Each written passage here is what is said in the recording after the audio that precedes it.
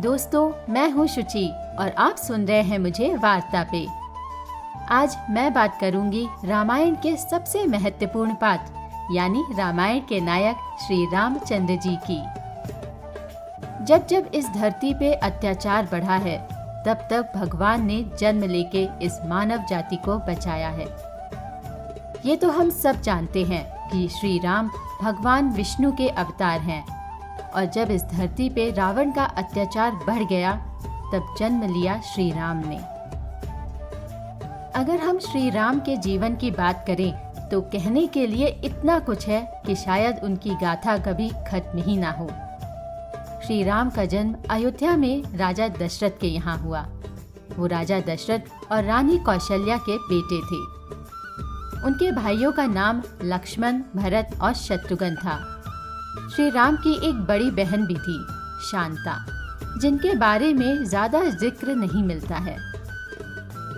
प्रभु श्री राम और उनके तीनों भाई अर्थात लक्ष्मण, भरत और शत्रुघ्न ने गुरु वशिष्ठ के गुरुकुल में अपनी शिक्षा संपूर्ण की थी। भगवान राम और उनके तीनों भाई गुरु वशिष्ठ जी के आश्रम में शिक्षा पाकर वेदों और उपनिषदों के बहुत बड़े ज्ञाता बन गए। गुरुकुल में भगवान राम और उनके भाइयों में ज्ञान प्राप्त करते हुए अच्छे मानवीय और सामाजिक गुणों का उनमें संचार हुआ। सभी भाई अपने अच्छे गुणों और ज्ञान प्राप्ति से अपने गुरुओं के प्रिय बन गए। भगवान राम ने कठिन परिस्थितियों में भी स्थिति पर नियंत्रण रख सफलता प्राप्त की। उन्होंने हमेशा वेदों और मर्यादा का पालन किया। स्वयं के सुखों से समझौता कर उन्होंने न्याय और सत्य का साथ दिया।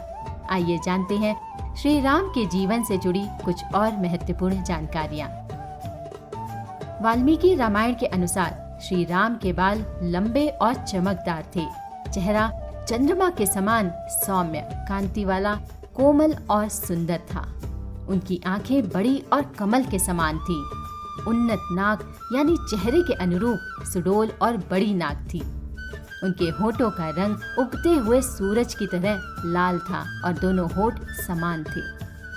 उनके कान बड़े थे, जिनमें कुंडल शोभा बढ़ाते थे।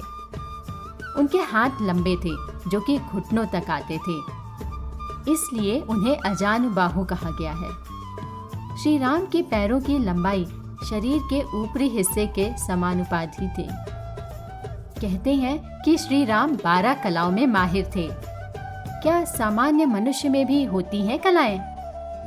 ये कलाएं आर्ट वाली कलाएं नहीं हैं, बल्कि वे गुण या अंश हैं जिनमें जीवों का निर्धारण होता है।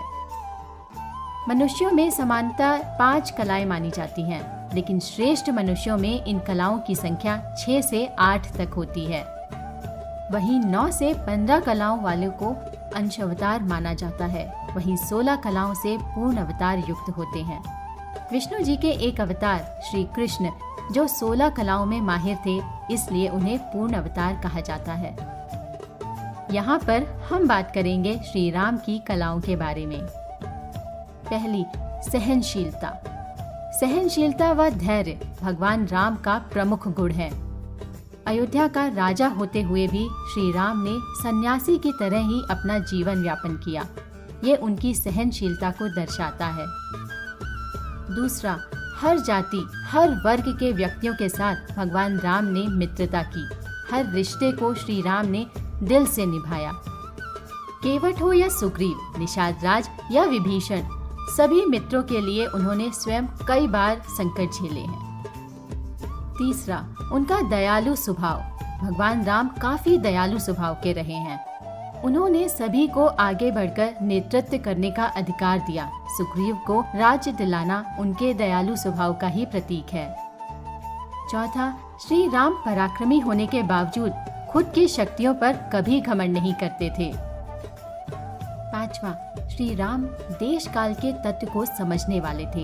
इसके साथ ही संपूर्ण विद्याओं के विद्वान थे। छठवां, भगवान राम एक कुशल प्रबंधक थे। वो सभी को साथ लेकर चलने वाले थे। भगवान राम के बेहतर नेतृत्व क्षमता की वजह से ही लंका जाने के लिए पत्थरों का सेतु बन पाया। सातवां, भगवान राम ने अपने सभी भाइयों के प्रति सगे भाई से बढ़कर त्याग और समर्पण का भाव रखा और स्नेह दिया। 8वां, वे वेदों के ज्ञाता और शस्त्र विद्या में अपने पिता से भी आगे थे। मोहक छवि वाले, मोह लेने की शक्ति थी उनमें। जो भी उनको देखता उनका ही नाम जपता। 10वां, सम्मान करना। सबका सम्मान करना जानते थे वो, चाहे वो उनके गुरु हों, मित्र या सगे संबंधी। 11वां, धनुर्विद्या में पारंगत हासिल थी उन्हें, इसलिए उन्हें धनुर्धरी भी कहा जाता है। 12वां, लोगों को अपना बना लेने की कला। अयोध्या वासियों का इतना लगाव था उनसे कि जब वो वनवास के लिए निकले तो अयोध्या वासी भी उनके पीछे पीछे चल दिए। जब भगवान राम अपनी पत्नी सीता और अपने भाई लक्ष्मण के साथ वनवास का समय भोग रहे थे, तब पत्नी सीता को रावण हरण कर लंका ले गया। प्रभु राम ने हनुमान और अपने मित्र सुग्रीव की सहायता से माता सीता को ढूंढा और समुद्र में पुल बनाकर लंका गए और अपनी पत्नी सीता के लिए रावण के साथ भयंकर युद्ध किया और अंत में राक्षस राज रावण को मारकर अपनी पत्नी सीता को वापस लेकर आए। जंगल में ही प्रभु श्री राम को हनुमान जैसे दोस्त और भक्त मिले। उन्होंने भगवान राम के सारे कार्य पूरे किए। प्रभु श्री राम के अयोध्या लौट आने पर उनके भाई भरत ने अयोध्या का राज उनको ही सौंप दिया। प्रभु राम न्याय प्रिय राजा थे। प्रभु श्री राम ने अपने जीवन काल में बहुत अच्छा शासन किया, इसलिए आज भी लोग अच्छे शासन को राम राज्य की उपमा देते हैं। दोस्तों, हिंदू धर्म के कई व्रत और त्योहार जैसे दशहरा और दीपावली राम की जीवन कथा से जुड़े हुए हैं। रामनवमी का पावन पर्व प्रभु श्री राम के जन्म उत्सव के रूप में मनाया जाता है। ये थी प्रभु श्री रामचंद्र जी के जीवन और उनके गुणों की गाथा। उनके जीवन से हमें बहुत कुछ सीखने की जरूरत है और अगर हम उनके थोड़े भी गुण अपने जीवन में उतार पाए तो हमारा जीवन सफल हो जाएगा। तो दोस्तों, मैं जल्द ही मिलूंगी आगे की कहानी के साथ। जय श्री राम।